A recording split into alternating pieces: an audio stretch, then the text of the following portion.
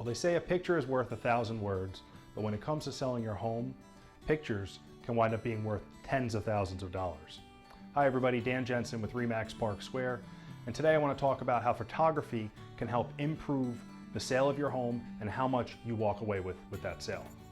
So first of all, when it comes to taking photos, hire a professional whenever possible. A lot of people want to save some money by doing their own, doing for sale by owner, things like that. If you're not going to take high resolution, high quality photography, buyers will not accurately see what your home looks like. So that means get a photographer in who's a professional, who's going to take high res photos, video, a walkthrough if possible, and they have the ability to touch a couple things up if need be. However, you don't want it to be overly done up. So there's a balance. You take a picture with your iPhone, you think it looks, true to form and it's not overly touched up, but it's not really going to reflect what your home looks like because the lighting could be off, the angles might not be great. There could be a couple factors there. So a professional is going to take it in the right lighting, from the right angles, and then touch up where need be. You also want to avoid touching up too much, and by that I mean no fisheye lens pictures. I don't think that shows anything accurately at all. So we want to make sure it's professional, we want to make sure it's done right. When you're preparing for those photos, you want to make sure you declutter and organize your house the best way you can. So if there are a lot of personal belongings out, pictures, religious items, anything that could be distracting from the home itself, don't take it personally. It's just simply that buyers want to look at your home and they want to see what it looks like with some basic furnishings and the amenities that it offers. So declutter, organize, get it nice and clean and ready to go.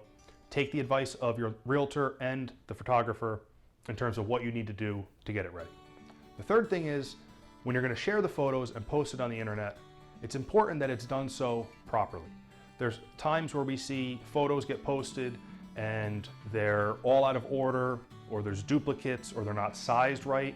You get the little thumbnail that shows up and it's all blurry if you try to maximize it, or the link to the virtual tour doesn't work. Your professional, your realtor, will be able to make sure that that's done correctly. In addition, a little tidbit you might not be aware of is it's best to show the first 5 photos that reflect your house in the best light. So rather than just taking the exterior and then taking it in order as you walk through during the photography session, you want to make sure that you're highlighting the best features in those first 5 photos. So if you have a great kitchen, a great backyard, a pool, a finished basement, anything like that, great master bath, those things you want in the first 5, because those are what are going to show up on the initial page of your listing on all the websites. Buyers might not always click to see the additional photos, so you want to make sure the first 5 give them a taste of what your home offers. So these are some tips on how photography can increase the views on your home and how it can best represent your home to buyers in the marketplace. And the reason this is so important right now is the pandemic has changed how we do business. Buyers now aren't always going to go out in person and view a home, even if it's an open house. They might not want to take what they perceive as a risk, or they might not even have the time in their schedule to get out there and look at it. So they're going to look at the photos you put out there on the internet, look at the virtual tour, possibly take a virtual showing where we as realtors will walk around the house doing FaceTime or a Zoom link to show them the house. And from there, they'll make the decision if they want to make an offer or come out and see it in person. If from those virtual options they don't like what they see, that's where their search is going to end as it pertains to your home. So it's important that you take the photography seriously, you listen to the advice of your realtor, and use professional photos when selling your home.